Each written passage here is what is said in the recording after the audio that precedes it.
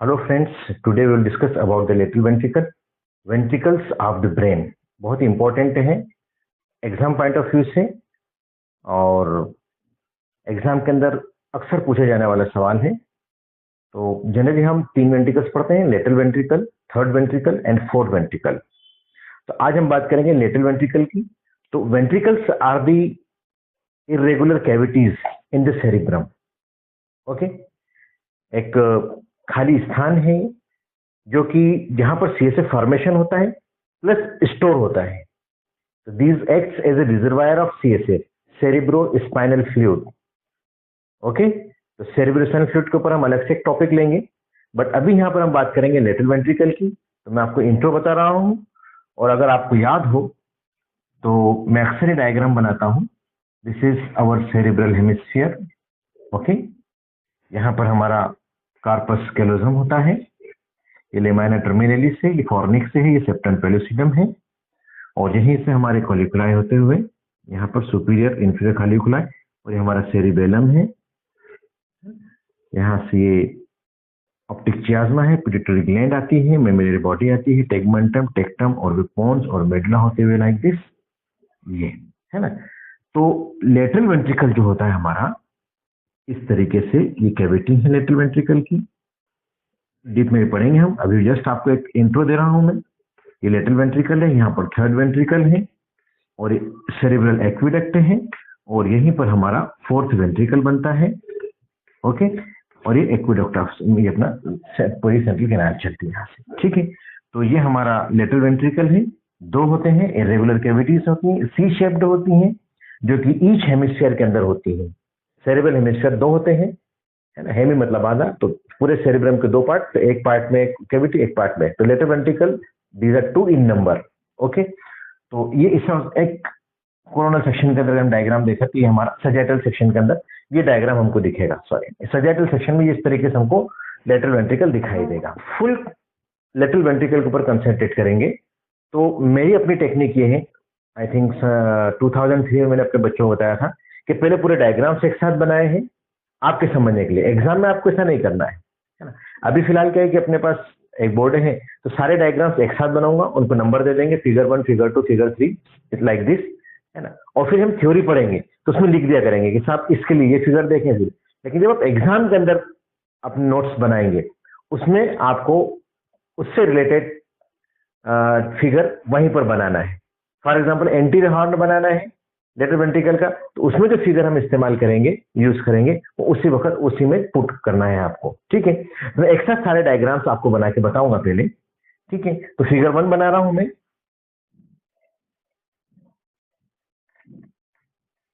This is figure 1। ये हमारा पूरा लेटरल वेंट्रिकल है। ये इंटरवेंट्रिकुलर फोरामन है, इसको फोरामन ऑफ मोन्ट्रो कहते हैं। इंटरवेंट्रिकुलर, दो वेंट्रिकल्स को मिलाने वाला फोरामन, ओपनिंग। ओके, तो ये क्या करता है कि इंटरवेंट्रिकुलर फोरामन, ये हमारे ये थर्ड वेंट्रिकल की पोजीशन है। This is third ventricle. Okay, तो ये लेटरल वेंट्रिकल थर्ड वेंट्रिकल से मिलता है, ओपन होता है यहाँ पर, तो ये इंटरवेंट्रिकुलर फोरामन कहलाता है। ये पीछे से निकलेगा लाइक दिस, नीचे से। ये सेरिब्रल एक्विडक्ट, और ये है आपका फोर्थ वेंट्रिकल, या एक्विडक्ट ऑफ सिलियस भी कहते हैं इसको। ठीक है, तो this portion is known as fourth ventricle. Okay, this is fourth ventricle.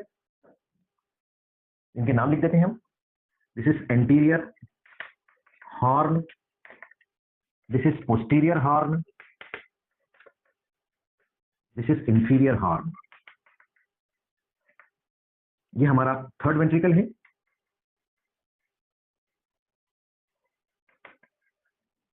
This is third ventricle. Okay, ये इसलिए बना के मैं आपको नोट्स दूंगा, नोट्स में आपको सारी चीजें दूंगा लेक्चर के एंड में, वीडियो के एंड में। ये अभी इसलिए बना रहा हूं कि जब मैं आपको थ्योरी पढ़ाऊंगा तो आपको याद हो, तो आपका एक बेसिक कंसेप्ट क्लियर हो जाए। ठीक है, ये फोर्थ वेंट्रिकल है। This is fourth ventricle, this is aqueduct, cerebral aqueduct. ठीक है, या एक्विडक्ट ऑफ सिल्वियस। तो this is figure 1, figure 1। Okay, now figure 1.1 भी बनाएंगे।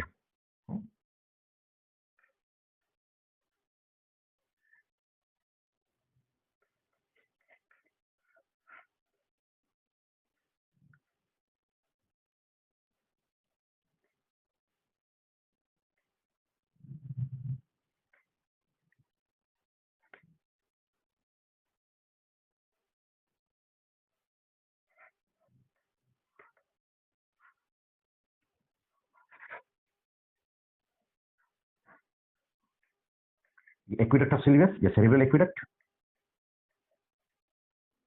फोरामन ऑफ लश्का, लेटरल साइड में जो होते हैं ओपनिंग्स होते हैं फोरामन लश्का कहलाते हैं। ये थर्ड वेंट्रिकल की पोजीशन है, ये फोर्थ वेंट्रिकल है, ये एंटीरियर हॉर्न है। ओके, ये एंटीरियर हॉर्न है, इसके साथ में यहाँ पर हमारे पोस्टीरियर हॉर्न है और ये इंफीरियर हॉर्न है। ये फिगर नंबर 2 1.1, फिगर 1.1 याद रखना आपने, ठीक है। इनके बाद हम देखेंगे साथ में इसको।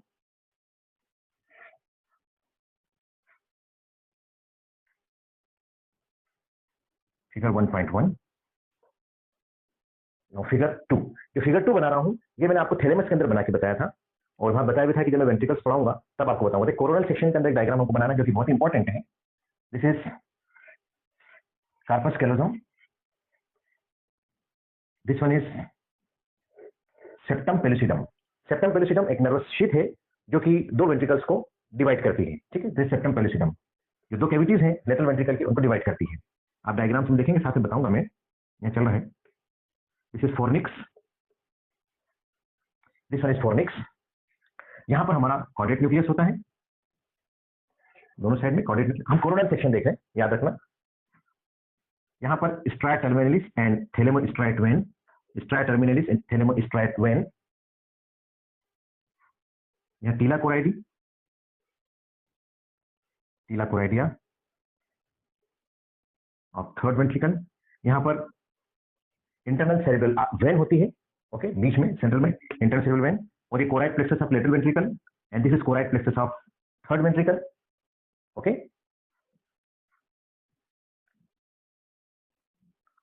और ये हमारा थैलेमस वाला पोर्शन, दिस इज थैलेमस, दोनों साइड से। दिस वन इज थैलेमस, ये पढ़ा चुका हूं मैं आपको, इस डायग्राम को बता चुका हूं। ये थर्ड वेंट्रिकल है यहाँ पर, this position is for third ventricle. यहाँ पर सब थैलेमिक न्यूक्लियस है, इसी के नीचे सब्सटेंशिया नाइग्रा है, यहाँ पर इस लेवल पर, ओके। यहाँ पर रेड न्यूक्लियस भी याद रखना, this are the red nucleus. मैं नॉमेनक्लेचर नहीं करूंगा, ये सिर्फ आपको समझाने के लिए, जब हम थ्योरी देखेंगे तो उसमें पूरा बताएंगे। ये जो पोजीशन होती है हमारी, ये लेटरल वेंट्रिकल की होती है, हमको तो लेटरल वेंट्रिकल पढ़ना है। these are the irregular cavities, this space is lateral ventricle, these are the two lateral ventricles, okay, दो lateral ventricle। this is figure number 2, याद रखना आपने, figure 2 1.1 figure number 2। now figure number 3 जो मैंने आपको बना के बताया था, this is cerebral hemisphere, this is cerebral hemisphere, और यहाँ पर ये हमारा लेटरल वेंट्रिकल वाला portion. Anterior horn frontal lobe में होता है, इंफीरियर हॉर्न टेम्पोरल लोब में होता है और पोस्टीरियर हॉर्न ऑक्सीपिटल लोब में होता है। It is figure number 3, okay. Now figure number 4 again, अब मैं कार्पस कैलोसम ले रहा हूं यहाँ पर, ये जिनु वाला पोर्शन, हेरोस्ट्रम, स्प्लेनियम मतलब ट्रंक, और ये लास्ट में splenium. This is corpus callosum, okay, this one is corpus callosum. यहाँ पर इंटीरियर कमिश्योर होता है, यहाँ लेमाइना टर्मिनलिस होती है। हमको बनाना है लेटरल वेंट्रिकल, तो लेटरल वेंट्रिकल ऐसे कवर करता है इसको, लाइक दिस, लेटरल वेंट्रिकल वाला portion, this is lateral ventricle, ठीक है।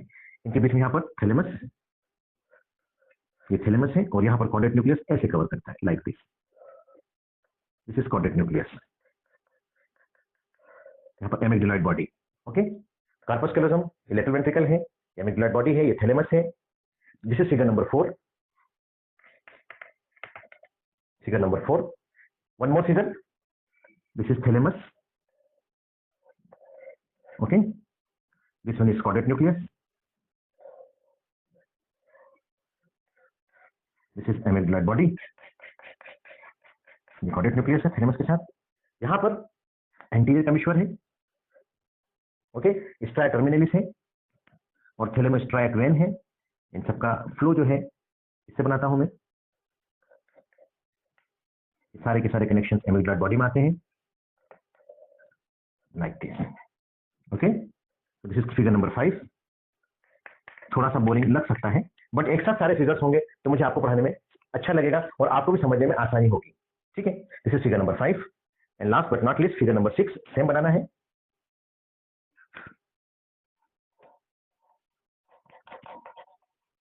Thalamus and this is caudate nucleus. This is figure number 6, amygdaloid body. So these are the figures. Important है, ये इसलिए बनाया कि आप जब एग्जाम के अंदर बनाए तो आपको ऐसा लगे कि सर ने किस तरीके से बनाया है। आपके लिए आसानी के लिए मैंने डायग्राम्स बनाए।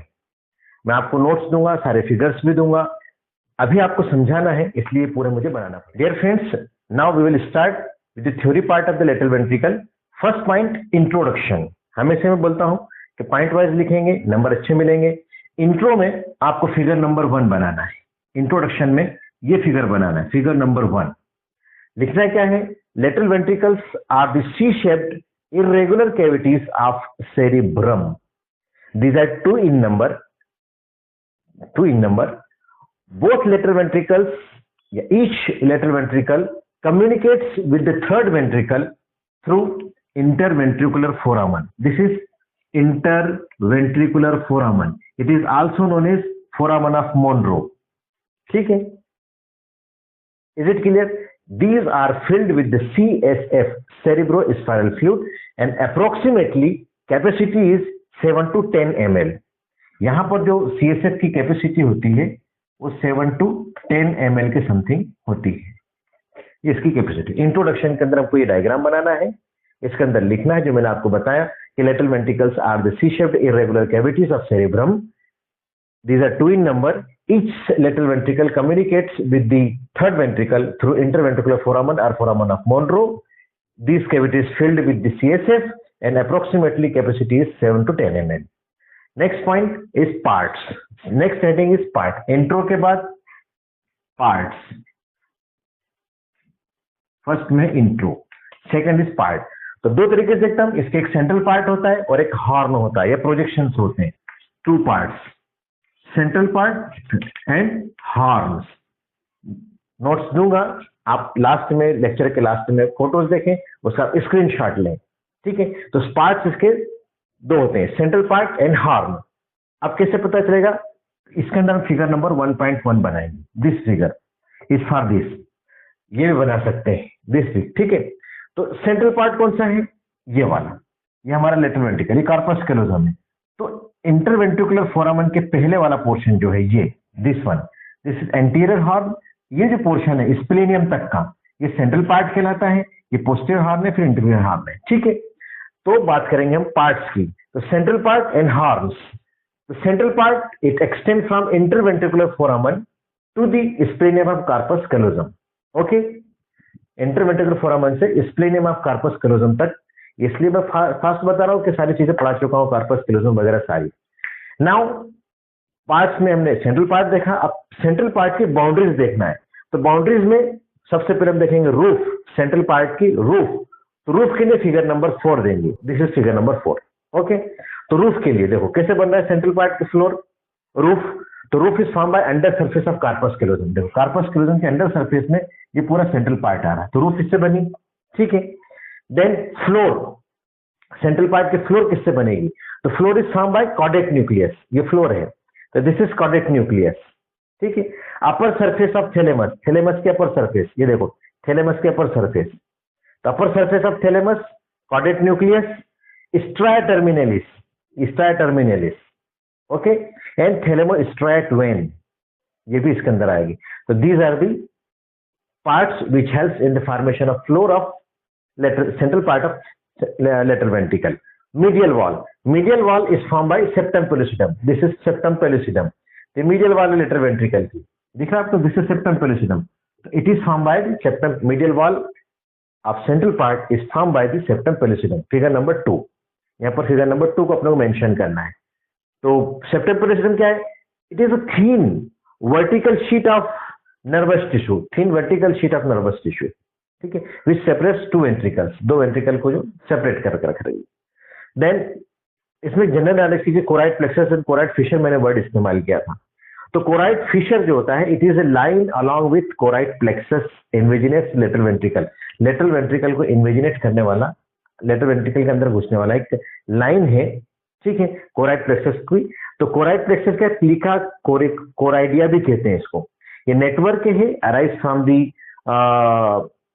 टीला कोराइडिया ऑफ थर्ड वेंट्रिकल, ठीक है, वेसल्स से बना तो है। तो it is a network of plexus मतलब नेटवर्क, तो it is a network of blood vessels in each ventricle of brain producing CSF, और ये सीएसएफ को बनाता है। ब्लड वेसल्स का नेटवर्क है जो सीएसएफ के फॉर्मेशन में हेल्प कर रहा है, सीएसएफ बनाता है, ठीक है। Now second part is horn. Central part A B में है horns.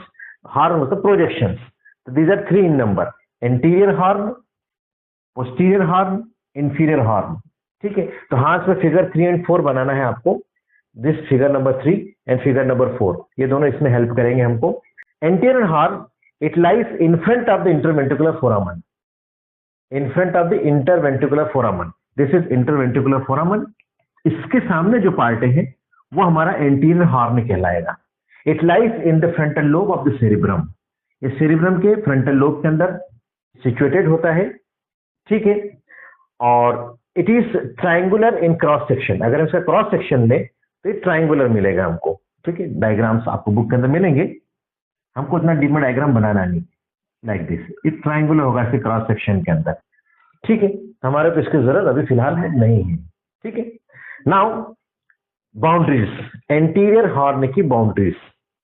Anteriorly it is bounded bye posterior surface of Jinu and rostrum. देखो ये एंटीरियर हॉर्न है, इसलिए फिगर नंबर 4 यहां पर हेल्प करेगा हमको। एंटीरियर हॉर्न की जो बॉर्डर्स हम देख रहे हैं, बाउंड्रीज देख रहे हैं, तो anteriorly it is bound by, it is genu, पढ़ा चुका हूं आपको, कार्पस कैलोजम पार्ट और रोस्ट्रम, ये मिलकर इसके एंटीरियर बॉर्डर बनाते हैं, ठीक है। Anteriorly it is bounded by this. Roof, इसकी रूफ किससे बन रही है? It is form by the trunk of corpus callosum, corpus callosum के ट्रंक से बन रही है। ये स्प्लेन है, ट्रंक मतलब body, it helps the body of the corpus callosum helps in the formation of roof of the anterior horn of the lateral ventricle. Floor is formed by the caudate nucleus, head of the caudate nucleus, and upper surface of rostrum भी इसको थोड़ा सा क्योंकि अंदर की तरफ जाता है, but head of the caudate nucleus आप लिखेंगे इसके अंदर, फ्लोर के अंदर। medial wall, it is formed by septum pellucidum and fornix again, ठीक है। Similarly हम posterior horn की बात करेंगे, posterior horn में भी 3 and 4 फिगर नंबर हमको हेल्प करेगा, ठीक है। तो posterior horn it lies behind splenium, splenium के पीछे होता है, ये स्प्लेनियम यहाँ पे खत्म हो रहा है। अब इसके बाद जो लेटरल वेंट्रिकल का पार्ट चल रहा है, ये हमारा पोस्टीरियर हॉर्न कहलाता है। This portion is posterior horn, okay. तो this is posterior horn, it lies behind the splenium, posterior horn of corpus callosum and situated in the occipital lobe of the cerebrum. ये occipital lobe है, frontal lobe, temporal lobe, occipital lobe. The posterior horn lies in the occipital lobe of the cerebrum. It is variable in size. इसका size कोई fix नहीं है, and sometimes it may be absent, और कभी कभी ये absent भी हो सकता है, ठीक है। Then next anterior horn हो गया, posterior horn हो गया। Now the inferior horn की बात करेंगे, ठीक है। inferior horn, ठीक है, inferior horn। तो inferior horn, this is the largest part of the lateral ventricle. देखो एंटीरियर हॉर्न छोटा सा है, ये बॉडी हो गई, इसका सेंट्रल पार्ट हो गया, ये पोस्टीरियर हॉर्न हो गया। अब मैक्सिमम जो मेजर पोर्शन है वो हमारा इंफीरियर हॉर्न है, ठीक है, largest part of the lateral ventricle. It begins at the junction of central part with the posterior horn, यहां से स्टार्ट हो रहा है, ठीक है। And lies in the temporal lobe of cerebrum, cerebrum के टेम्पोरल लोब में लाई करता है, ठीक है। इसकी बाउंड्रीज देखें हम, इंफीरियर हॉर्न की बाउंड्रीज की बात करें तो रूफ एंड लेटरल वॉल, ये दोनों एक साथ मिलकर बनाएंगे, रूफ और लेटरल वॉल। किस से? इसकी रूफ भी बन गई और लेटरल वॉल भी बन गई, ये लेटरल वॉल भी है, यहां पर लेटरल वॉल है,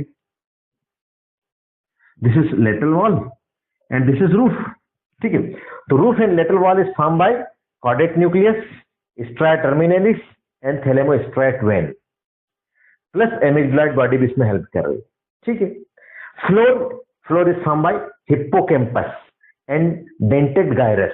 हमने inferior surface of the cerebrum देखा था, उसमें मैंने आपको बताया सारे हिप्पोकैम्पस कहाँ होता है, डेंटेड गायरस कहाँ होता है, तो ये फ्लोर बनाते हैं उसकी, ठीक है, ये 3D डायग्राम नहीं है इसलिए बता नहीं पाऊंगा मैं आपको।